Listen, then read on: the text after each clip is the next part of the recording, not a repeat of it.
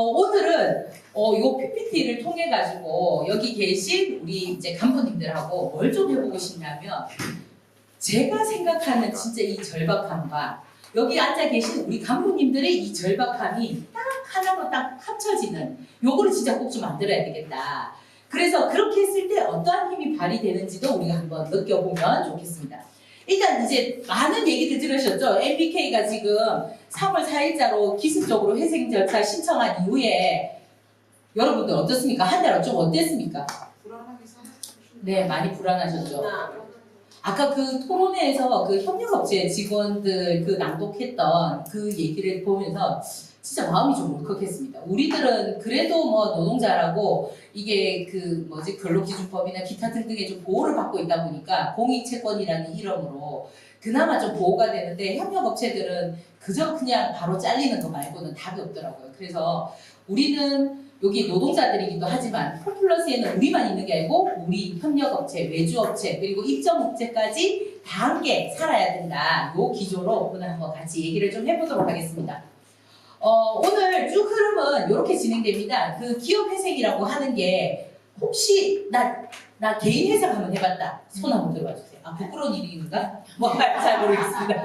제가 옛날에 제 아시는 분 개인 회생을 한번 해봐 드린 적이 있거든요. 그래가지고 개인 회생에 대한 기업 회생에 대한 심각성 그리고 기업 회생 1개월 후에 지금 홈플러스는 어떠한지 현황 파악을 좀 해보고 우리 투쟁의 목표와 투쟁의 흐름을 어떻게 가져갈 건지 한번 보도록 하겠습니다.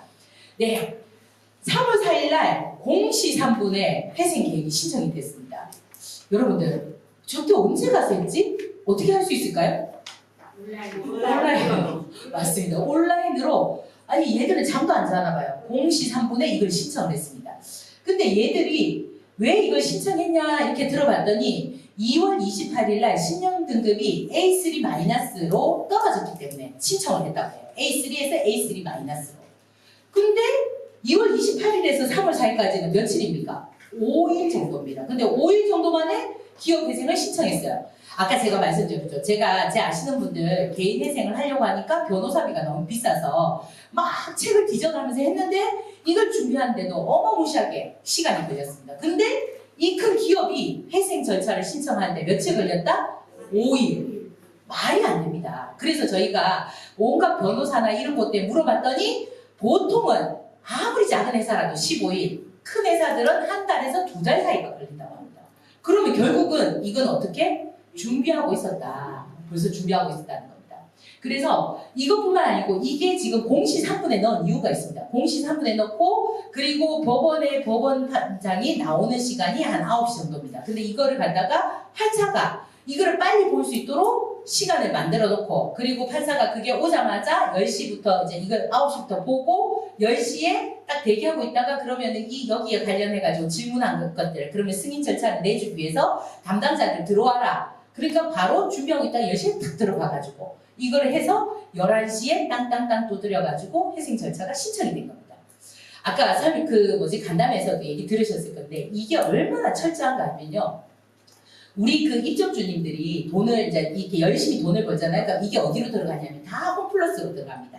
그러니까 홈플러스에서 다 홈플러스의 매출로 잡혔다가 40몇 개월인가 60개월 정도 뒤에 이게 내한테 돈이 들어오는 거예요. 근데 그 돈이 들어올 때가 2월 말인데 2월 말은 28일밖에 없잖아요. 그러니까 얘들이 어떻게 하냐면 3월 첫 매출이 시작되는 개시되는 곳 그게 언제냐면 3월 3일까지 휴일이었으니까 3월 4일 시작되는 이날 11시 또는 15시 3시에 들어오는 걸로 되어 있답니다.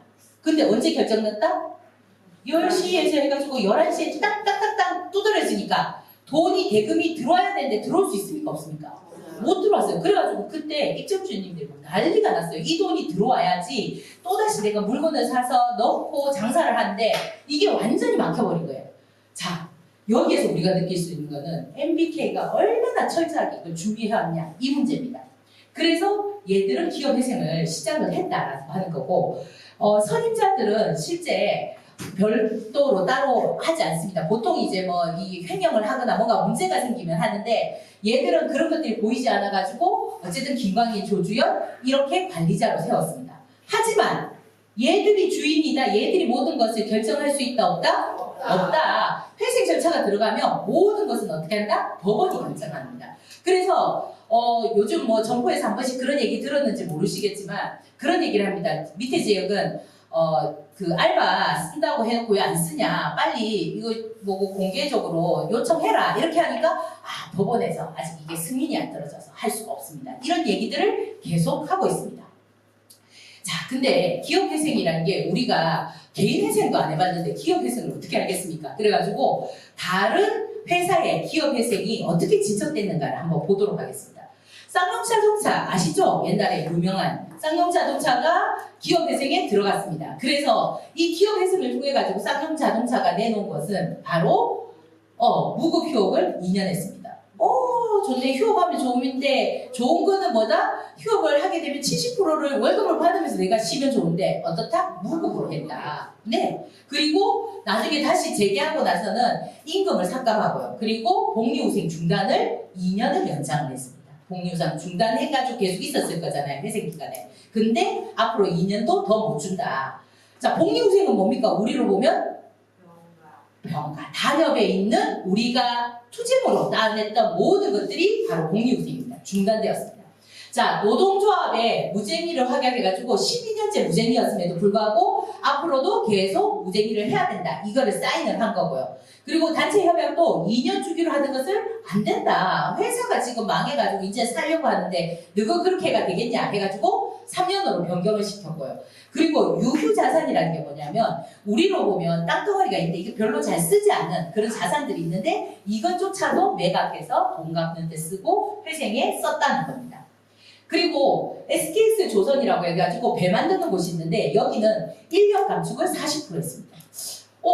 컨설팅 회사가 있거든요. 이런 회생 들어가면은 컨설팅 회사에서 뭐라고 했냐면 지금 현재 그 재정 상황이 안 좋으니까 한 40% 정도 이거 인력 감축하자 이래가지고 거기에 따라서 인력 감축을 했어요. 근데 산업은행에서 안 된다. 너가 돈 빌려주려면 이렇게 많은 사람들에게 내가 돈 줄 수 없다. 너가 이거 다 주고 나면 벌어들인 돈 있겠니? 그래서 너 추가적으로 구조조정해라. 이런 명령을 받고 했다라고 하는 얘기입니다. 그리고 금호타이어 같은 경우에도 자, 우리는 상여금 지키기 위해서 우리 얼마나 노력했습니까? 근데 그 상여금을 어떻게? 일부 반납했다. 지금 회사 망하는데 너가 상여금 가져가는 게 좋겠냐? 아니면 해고 나가고 나가는 게 좋겠냐? 그렇게 얘기해가지고 그러면 일부 반납하겠습니다 하고 무급 휴일을 실시하고요. 휴일을 가더라도 이제는 유급이라는 게 없습니다. 무급 휴일하고 아까 말씀드렸던 복리후생 중단하고 그리고 그 당시에 3년간인가요? 17년부터 19년까지 임금을 동결했습니다. 정말 저거 심각합니다. 우리도 지금 올해 말에 임금 협상 또 해야 되잖아요. 임금하고 단협. 근데 이때 우리가 아무리 한다고 한들 법원에서 그거 지금 너가 임금 다 올려주고 우리가 언제 회사 사니? 그럴 바에는 회사 망하는 거하고 똑같다. 임금 동결. 이렇게 명령이 떨어지면 우리는 아무리 싸워도 임금이 오를 수 없는 상황입니다. 그리고 이런 지금 합의 기간에는 생산에 지장을 주는 행위, 그러면 파업이라든지 기타 등등 우리의 쟁의 행위를 전혀 할 수 없는 형태로 이렇게 만들어 놓는 게 바로 기업회생이라는 겁니다. 그래서 일반적인 기업회생은 앞에 여러 가지 사례를 통해서 보다시피 기본적으로는 뭐다? 자산 매각입니다. 회생을 하려면 내가 살아야 되니까. 자산 매각, 그리고 가지고 있는 것들 처분, 그리고 돈 제일 많이 들어간다고 하는 인력에 대한 구조조정, 그리고 복지는 후퇴됩니다. 그리고 헌법상의 노동권도 이 회생 절차가 들어가면 어떻게 된다? 모두 다 제약이 된다. 그래서 무쟁의로 갈 수밖에 없는 이런 상황이 만들어진다는 겁니다.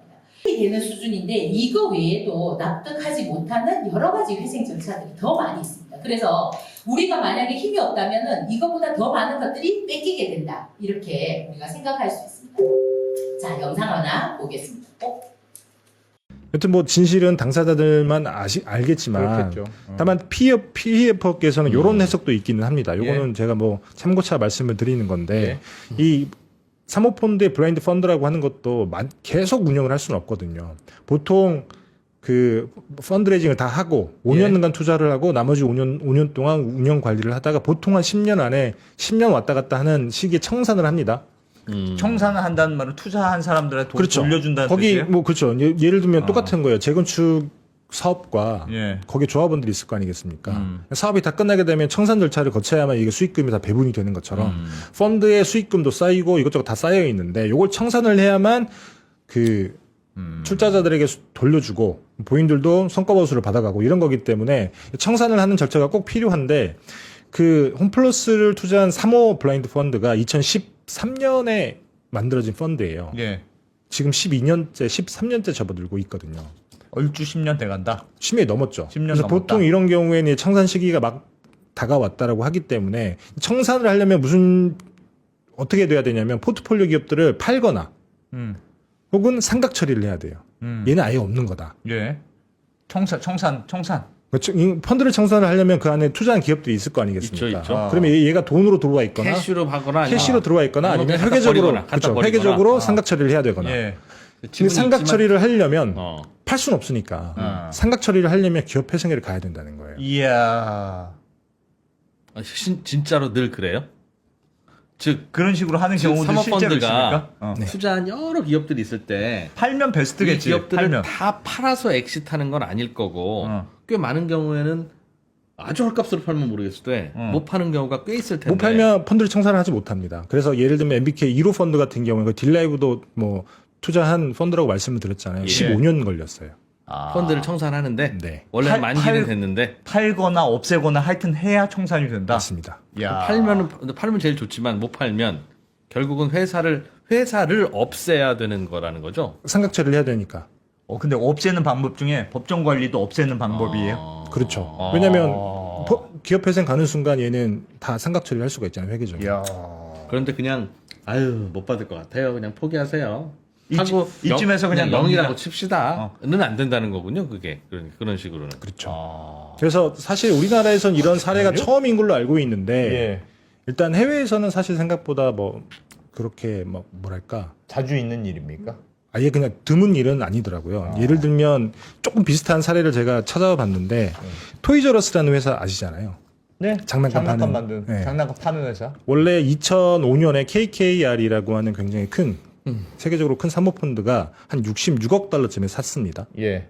그런 다음에 한 15년 동안 운영을 했어요. 근데 토이저러스 같은 경우에도 아마존을 치면서 계속 이렇게 내려박는 거예요. 근데 보통 사모펀드가 인수를 할 때는 항상 그렇지만 차익 매수라고 해서 MBK도 이번에 굉장히 조금 지탄을 많이 받는 게 너무 빚이 많았던 거 아니냐. 아마 58%가 엄청나게 많은 건 아닙니다만 토이저러스 같은 경우에는 80%였거든요. 예. 그러니까 20%만 자기 돈이고 나머지 80%다 빚입니다. 그렇다 보니 계속 번 돈으로 이자를 내야 됐던 거예요. 이제 그러하다 보니까 15년쯤 지나서는 이게 이제 더 이상 어렵겠구나라고 해서 그때 그냥 아예 바로 이렇게 챕터 11이라고 하죠. 예. 그냥 가버립니다. 파산 파산으로. 신청. 그렇죠. 그래서 결국에 토이저러스 같은 경우에도 이제 파산돼서 공중분해 될 뻔하다가 메이시스라고 하는 백화점이 손을 잡아주면서 지금 남아있긴 합니다만 예. 토이저러스가 홈플러스랑 거의 흡사한 길을 같이 온 거예요. 예를 들면 사고 난 다음에 예를 들면 세일즈 앤 리스백이라고 하죠. 매장들을 파는 거예요.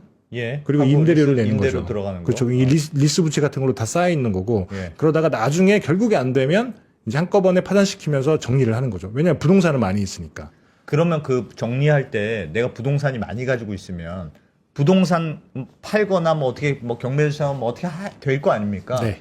그러면 빚보다 부동산 가치가 높으면 플러스가 되는 거예요. 빚잔치를 하게 되면 그러니까 그 펀드 그렇죠. 입장에서는 받는 게 생기는 거예요. 뭐 그 회생법원에서 어떻게까지 해줄지는 모르겠습니다만 보통 회생 절차를 가게 되면 예. 순위별로 계속 채권자들에게 돈을 나눠주잖아요. 그리고 마지막에 보통주입니다. 마지막에 보통주. 근데 예를 들면 이 채권을 다 갚고도 부동산 판돈이 남는다. 예. 그러면 보통주를 가진 사람들이 가져가는 거죠.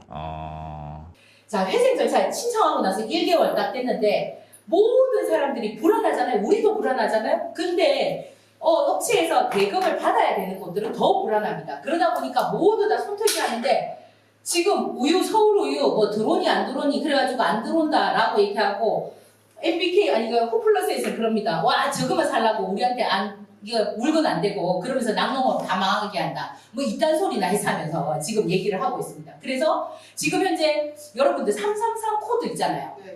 들어오셨죠? 이게 무슨 코드입니까? 납품이 안 들어와서 있는 것만 팔고 이제 끝나면 빼버리라는 겁니다. 그 코드입니다. 그 코드들이 지금 현재 저희가 파악은 아직 다는 못했지만 1000여 개가 된다고 합니다. 물건이. 네, 엄청 합니다. 그리고 뭐 아니에요, 농심도 들고 다 들어와요 라고 하지만 그 자세히 보시면 농심에서 들어오던 물건이 100개였다면 지금은 한 50개가 들어오고 있습니다. 제품이 완전히 줄었고요. 그래서 우리 얼마나 쇠가 빠집니까? 일하는데 원래 제품들이 원래 놓여 있어야 되는 자리들 다 비우고 거기에다 다른 거 채우고 쌩 난리구슬 벌고 있잖아요. 그렇게 하고 있고, 그 다음에 또 문제는 뭐냐면 부동산 문제입니다. 메리츠가 지금 뭐 40몇 개 우리 매장에 갔다가 이렇게 딱 묶고 있다고 하는데 가장 핵심은 뭐냐면 이겁니다. 임대 매장. 자, 임대 매장이 지금 67개가 있거든요. 그 중에 6개는 국가에서 하는 겁니다. 국가라고 하면 홈플러스 아시아대전 같은 경우에는 시에서 무상으로 빌려줘서 운영하는 겁니다. 그런 것들 6개를 빼고 나면 총 61개가 지금 26년부터 줄줄이 지금 임대 마감을 앞두고 있어요. 이런데 얼마 내게요? 한 달에 임대료? 금천점, 센텀점 이런데 제가 금천점 모르겠습니다. 센텀점은 한 달에 10억 나갑니다. 영등포 11억. 영등포 11억. 금천점 영통도 그래요. 이것들이 지금 계속 나가다가 이거가 어떻게 됐다? 이것도 세일에 리스펙 해가지고 우리 부동산 팔아먹고 그 부동산들도 자세히 봤더니 다 펀드 회사예요. 그러면 그 펀드 회사에도 이런 돈 받아가지고 자기들 펀드 돌려가지고 다 돌려줘야 되니까 그 정도 높은 금액으로 지금 하고 있는 거예요. 그래서 지금 보시면 이 빨간 줄 쳐준 데 있잖아요. 이런 데는 우리 매출이 엄청나게 높은 데입니다. 근데 아까 법정관리 들어가면 외부로부터 돈을 빌릴 수 있나요? 없나요? 없어요. 결국은 우리 현금, 우리가 벌어들이는 돈으로 진행해야 되는데 이런 것들이 지금 곧 줄줄이 문을 닫아야 되는 상황이라는 겁니다. 그런데 61개 매장에 대해서 이게 생각해 보십시오. 너무 말도 안 되게 임대료가 높잖아요. 그래서 지금 법정관리 들어가면서 임대료 한 푼도 안 주고 있거든요. 3월부터. 안 나가는 이 임대료를 50%로 후려치고 오겠습니다. 저한테 그러거든요. 와, 그래서 제가 진짜 앞이 막막한 거예요. 아니 그러면은 어떤 놈이 내가 지금 10억을 갖다가 받고 있다가 5억만 줄 테니까 받아라. 그걸 누가 받겠습니까? 당장이라도 담배로 하죠 이거. 아니 그래서 제가 지금 제 걱정은 여기입니다. 여기 금천, 센텀, 동수원, 영등포, 그 다음에는 영통. 여기가 지금 우리 탑순위 5위 안에 다 들어가는 거예요. 근데 이거 문 닫으면 우리 현금 돌까요? 현금 못 돕니다. 못 돌면은 대금 못 주죠. 대금 못 주면 물건이 아까 그 사진처럼 진짜 빌 겁니다. 아무리 깔려고 해도 안 깔려요. 비면은 고객들 오겠어요? 안 옵니다. 그러면은 또 장사가 안 되고 그러면 또 문 닫고 지금 당장에 몇 개의 점포를 폐점해가지고 한다고 하는 거는 진짜 세 발에 언발에 오줌누기라고 합니까? 뭐 하여튼 모르겠습니다. 세 발에 피 정도밖에 안 되는 그런 상황입니다. 그래서 실제 이런 것들이 곧 27년부터 임대료의 문제로 쫓겨날 위기의 상황에 처해 있다. 그러면은 우리 같은 경우에는 옆에 인근 점포로 가지요. 인근 점포로 어디 갈 데 있습니까? 제가 너무 진짜 이거를 보면 마음이 더욱 다급해집니다. 어쨌든 그 한 달 동안 우리가 어떻게 해야 될까 막 언론도 그렇고 막 얘기를 했더니 언론과 정치권에서 우리의 목소리를 귀를 기울이고 우리의 내용으로 이런 얘기들을 막 하기 시작했습니다. 그러면서 얘들도 생각해보니까 아니 뭐 사모펀드 뭐 그렇게 회생 기업 회생 신청할 수 있지 뭐 이런 얘기를 하다가 가만히 생각해보니까 그게 아니거든. 노조에서 하는 얘기 들어보니까 그게 아니거든. 그래서 여러 가지 문제로 지금 현재 수사 절차를 밟겠다고 하고 사기다. 이거 사모펀드가 지금 회생 절차 신청한 거는 청산 절차에 들어가려고 한다. 막 이런 얘기들로 가득합니다. 그러면서 우리 최철원 국장님 정무위 아까 앉아 계신 사진 봤죠? 네. 거기에 가셔가지고 MBK 김병주 끌어내려다가 안 나오니까 김광일이라도 나오라 해가지고 정무위에서 어쨌든 얘기하고 거기에서 이제 열받은 의원들이 청문회까지 가겠다 뭐 이런 얘기들을 쭉 해 나갔던 게 지난 1개월 동안입니다. 자, 홈플러스에 우리 노동자들은 그럼 안전하냐? 얘들이 뭐라고 합니까? 회사에서 계속 조용히 있어라, 괜찮다, 제발 입 좀 다물고 있어라. 누구 떠들면 뭐 한다? 장사 안 된다. 장사 안 되면 결국은 어떻게 한다? 우리 더 빨리 망한다. 그러니까 제발 조용히 해라. 어떤 곳에서는 뭐라고 얘기하는 줄 압니까? 처음에 한 달은 우리가 막 떠드니까 저것도 정신없다가 이제 뭐 정신을 번쩍 차린 거야. 그러니까 점장들이 지금 엄청 빠르게 미팅을 합니다. 그러면서 뭐라고 하냐면 야 조용해라. 너는 공익채권이니까 절대 돈 대입이 없다. 그러니까 돈 다 받아나는 게 조용해라. 그러면서 또 한 가지 더 얘기합니다. 너그 맡은 노조 있잖아. 걔들 잘 싸워. 너그까지 힘을 안 못해도 이건 제 해결하니까 입 좀 다물고 있어. 이런 얘기들을 하고 있는 겁니다. 그러면서 사람들 보고 너그 말라고 그 비싼 종합비까지 내가면서 하노. 막 입 다물고 있어라. 그냥 있으면 다 된다. 이런 얘기를 하는 거예요. 그러면서 퇴직금 괜찮다고 계속 얘기했잖아요. 그리고 한마음협의하고 같이 모여가지고 막 만세 부르면서 우리 퇴직금하고 임금 괜찮다고 하니까 우리 열심히 일만 잘 해봅시다. 뭐 이런 얘기를 했잖아요. 근데 알고 봤더니 아니더라. 우리 노동조합에서도 계속 이게 찝찝한 거예요. 제가 뭐가 찝찝하냐면 회생 계획을 신청할 것을 자기들이 미리 사전에 계획했다면 그 몇 개월간이라도 그리고 회생 계획이 딱 시작하고 나서 그 한 달부터는 법원 핑계대고 돈을 안 낼 것 같은 거예요. 적립기간에. 그래서 계속 공문을 보냈어요. 근데 얘들이 계속 묵묵부답이다가 을지로위원회 통해가지고 압박을 하겠더니 공문이 왔어요. 20개 금융기관에 안전하게 보관되고 있는 거를 내가 확인했으니까 걱정하지 마라는 거예요. 그래서 내가 아니 지보고 확인하라고 했냐고 우리 눈으로 보고 싶다고 했는데 그런데 그런 공문이 왔어요. 그래가지고 정치계하고 언론하고 계속 더 두드렸더니 얘들이 그제서야 25년 1월부터 정립을 안 했다. 그리고 지금도 정립을 못하고 있다. 이 얘기를 하고 있는 겁니다. 어떻게 생각합니까 여러분들 이거? 회사는 계속 우리 보고 가만히 있어요. 입 다물고 있으래요. 근데 얘들 하는 얘기는 다 거짓말이야. 그리고 아까 제가 그 말씀드렸잖아요. 우리 보고는 회사 잘 살리려고 하면 열심히 일하는 수밖에 없다. 그리고 어쨌든 좀 피해 볼 수도 있지만 회사가 잘 살기 위해서는 같이 조금 허리띠 졸라매야 되는 거 아니야? 이렇게 하면서 저거는 임금 얼마가 받아갔습니까? 3일치? 645만 원에다가 부사장들은 270만 원에다가 3일치입니다. 3일치. 우리 한 달 임금을 넘었어요. 사장은 조주현 그거 앉아서 뭐 하는지 모르겠지만 우리 임금 2배를 받아가요. 3일치가. 다 좋다 이거야. 뭐 저거는 뭐 또 사장이고 뭐 CEO니까 그렇다 치는데 문제는 우리 보고 같이 허리띠 졸라매고 같이 좀 잘해보자라고 하고 조용히 있으라고 하면서 저거는 한 푼도 손해보지 않으려고 가지고 나가는 이 인간들을 우리가 어떻게 믿을 수 있겠냐. 이런 거 거짓말하고 저거 돈 다 빼가고 못 믿습니다. 그리고 중요한 거는 김광일이나 조주현이 할 수 있는 게 없어요. 결국은 모두가 어디에서 판단한다? 법원이 판단하기 때문에 이거는 시키는 대로 해야 되는 상황이 아닙니다.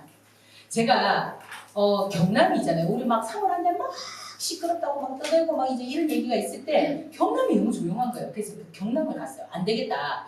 뭐 때문에 조용하지? 여기가 희망퇴직을 받았잖아요. 그래 진주점이고 기타 등등해서 너무 일이 힘드니까 어마무시하게 이게 다 퇴직을 했습니다. 그래서 부산, 울산, 경남에서 380명 빠졌어요. 380명 빠졌는데 인력 채용했을까요? 안 했어요. 홈플런 행사로 힘들어가지고 막 헉헉대고 있어가지고 제가 이 사람들이 그래서 너무 좌절하고 있어가지고 조용한가 또는 뭐 때문에 그러지 하고 갔더니 언니들 만나서 언니 뭐가 그렇게 힘들어요? 왜 이게 뭐 얘기를 좀 듣고 있습니까? 그러니까 뭐 듣는 것도 없고 너무 힘들어서 빨리 회사 망해보면 좋겠다 이렇게 얘기를 하는 거예요. 그래서 제가 아니 회사 망하면 다 같이 망하는데 뭐가 좋습니까? 같이 살아야죠 이랬더니 아니 내만 그만두는 것도 아니고 다 그만두면 손해보는 거 없고 아쉬울 거 없고 다 그만두고 희망퇴직 가가지고 뭐 우리 희망퇴직이 아니죠. 우리 퇴직하고 나면 점포 없어지면 주는 위로금이나 뭐 생활지원금 이거 받고 그냥 나 조금 여유있게 살래 이렇게 얘기하는 거예요. 주겠습니까 이거? 아까 우리 봤잖아요. 복리후생비 다 깎입니다. 그거 주겠어요? 지금 있는 현재 우리들도 살리기 힘들어 죽겠는데 나가는 사람들까지 어떻게 살리겠다고 그걸 손에 쥐어주면서 나가라고 하겠습니까? 절대 그럴 수가 없습니다. 그렇기 때문에 우리는 너무너무 믿을 수 없는 상황에서 우리 힘만큼만 믿고 살아야 된다라고 하는 겁니다. 자, 그래서 홈플러스가 책임지지 않으면 누가 책임져야 되겠습니까? 우리가 책임져야 됩니다. 홈플러스는 MBK가 책임지도록 우리가 투쟁해서 만들어내야 된다. 그렇게 해야지만 10만 명의 이 생존권도 그대로 지켜질 수 있다라고 하는 겁니다. 네, 그래서 아까 우리가 본 것처럼 투쟁의 본질과 목표를 보면 기업 회생은 뭐다? 손절하고 떠나는 거, 청산하는 거다라고 하는 겁니다. 한마디로 청산입니다. 그래서 아까 가서 우리 봉대위 이제 그 대표자 모임을 하니까 뭐라고 딱 얘기하냐면 이거는 사기다. 그리고 MBK는 홈플러스에 대해서 약탈했다. 약탈이라고 딱 표현을 하더라고요. 그런 상황입니다. 그래서 우리는 투쟁 목표를 잡아야 되는데 어떻게 해야 된다? 누가 책임져야 되겠습니까? MBK. MBK가 2015년도에 사서 우리를 이렇게 난도질해서 이 상황까지 끌고 왔기 때문에 MBK가 책임져야 된다. 그렇게 하고 홈플러스 회생 계획에 지금 현재 매각하고 폐전하고 뭐 이런 회생 계획이 아닌 우리 노동자들도 입점업주들도 다 같이 잘 살 수 있는 회생 계획을 만들어야 된다라고 하는 겁니다. 근데 계속 회사는 그런 얘기해요. 요 사태 터지고 나서 그리고 임직원이나 노동조합 그리고 주주 뭐 이런 사람들이 합심해가지고 아까 말씀드렸죠. 만세 부르면서 가만히 있으면 살 테니까 가만히 있어라 라고 하는 얘기들을 하고 있고 현장에도 그 뒤로부터는 점장들이 어떻게 한다? 매일같이 미팅을 하고 있습니다. 여기 계신 지회장님들 간부님들 계실 때는 미팅 안 해요. 없을 때 해요. 제가 이렇게 얘기 드리니까 아니요 우리는 그런 얘기 절대 안 하는데요. 여기 계신 분들 앞에서는 절대 하지 않습니다. 없는 데서 그 얘기를 합니다. 그리고 그 자기들 관리자들끼리 모여가지고 미팅할 때 이런 얘기들을 계속하면서 현장 단속해야 된다. 현장 단속 안 하면 우리 다 망한다. 이런 얘기들을 끊임없이 하고 있는 겁니다. 그래서 한마음 협의회도 뭐 이런 얘기를 하고 있는데 문제는 우리가 회사가 말하는 것처럼 가만히 앉아서 회사가 시키는 대로 하면 살아날 수 있겠습니까? 우리 못 살아납니다. 이거 하나만 정확하게 하고 가야 됩니다. 우리 세월호 때도 생각해 보시면 우리 생태 같은 애들 400여 명이 그 선장만 믿고 이 구주명조끼 입고 가만히 앉아있으라 해가지고 다 수장됐잖아요. 다 죽었잖아요. 우리 10만 명입니다. 이 10만 명이 이 회사놈들 그리고 MBK 같은 저런 놈들의 얘기를 듣고 가만히 앉아있다가 죽을 수는 없다. 우리는 우리의 투쟁으로 만들어내야 된다고 합니다.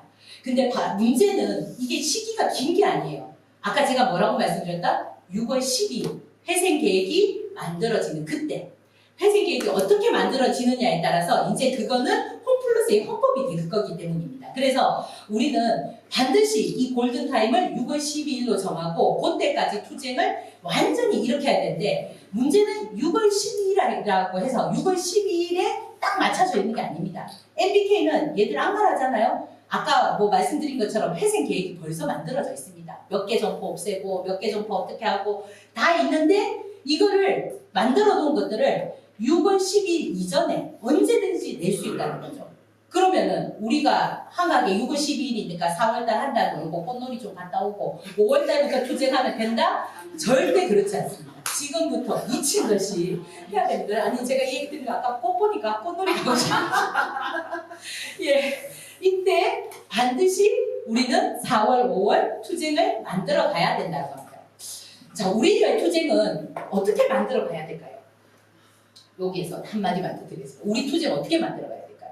아까 제가 말씀드린 것처럼 외곽에서는 지금 우리를 살리겠다고 끊임없이 저렇게 얘기하고 투쟁 뭔가라도 도와주고 싶어서 막 그렇게 얘기를 하는데 우리는 뭘 해야 되겠습니까? 모여야죠. 단결해야죠. 현장에서 내 옆에 있는 동료들에게 함께 하자고 얘기해야 됩니다. 지금까지는 이렇게 도끼 눈을 뜨고 저거 잡아먹지 못해가지고 우리가 막 그래 했던 것들도 이제는 얘 없으면 내가 못 살아요. 그런 마음으로 해야 돼요. 얘가 없으면 안 된다고요. 회생 법원에서 우리 노동자들의 얘기도 안 받아줍니다. 왜냐하면 너희는 과반 노조가 아니잖아. 그러니까 너희가 회사의 노동자들을 대표할 수 없다라고 얘기합니다. 그러면 우리는 어떻게 해야 되겠습니까? 과반 노조 만들어야죠. 제가 이렇게 되니까 아니 1만 명을 언제 만들어요? 이렇게 얘기하시는데 1만 명까지 안 만들어도 됩니다. 근데 노동조합이 이런 회생 절차를 통해 가지고 모든 직원들이 노동조합으로 단결되고 있는 모습을 보이면 이 회생 법원에서도 흐름이 생길 거라는 겁니다. 그리고 주변에 있는 정치계에서도 아까 오셨죠? 민주단체 변호사회 이쪽에서도 함께 움직여 주실 거기 때문에 믿고 같이 하면 된다. 그러려고 하면 어떻게 해야 된다? 점장이, 관리자들이 움직이는 미팅 숫자보다 우리가 뭘 더 해야 되겠습니까? 5분 미팅 현장 순회를 더 자주 해야 됩니다. 매일 같이 해야 됩니다. 쟤들의 논리에 잠식당하지 않으려면 우리는 매일 같이 해야 된다. 이렇게 생각하고 있습니다. 가만히 생각해보면 2015년부터 진짜 MBK하고 끈질긴 투쟁의 역사였던 것 같습니다. 여러 번의 투쟁을 통해서 우리는 끊임없이 싸워왔고 승리해왔습니다.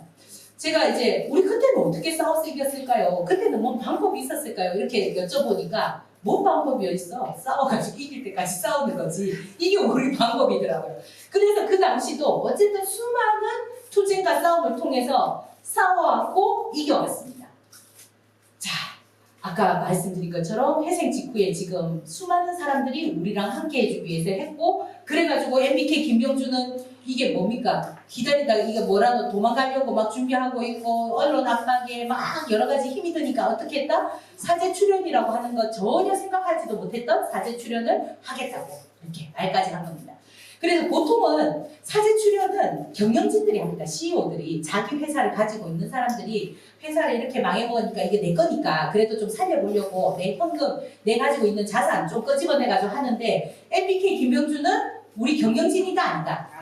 아니다. 사모펀드의 대표임에도 불구하고 이거를 꺼내놓는 거는 언론 압박과 정치 압박과 그리고 노동계 압박이 함께 들어왔기 때문에 이만큼 털어냈다라고 하는 겁니다. 그래서 앞으로 향후에 더 승리할 수 있다라고 하는 말씀을 드리고 일단 4월달, 5월달에 우리 힘을 제대로 끌어올려야 되는데 일단 4월달입니다. 4월달에는 우리 옆에 있는 아까 말씀드린 동료들을 함께 하기 위해서 이제는 조합가입이 선택이 아니라 뭐다? 필수다. 너가 가입 안 하면 너도 죽지만 나도 죽는다. 같이 해야 된다. 라고 하는 얘기를 하면서 끊임없이 함께 살자고 얘기하고 조합가입을 하셔야 됩니다.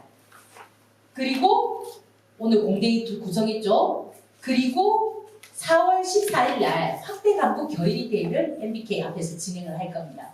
이것을 하는 이유는 5월 1일 국민대회 때문입니다. 5월 1일 날 국민대회를 하려고 하는 이유는 자 이때 저희들은 전 조합원들을 다 끌어올릴 생각입니다. 그래서 지금 현재는 우리 조합원들이 한 2,600명 정도 됩니다.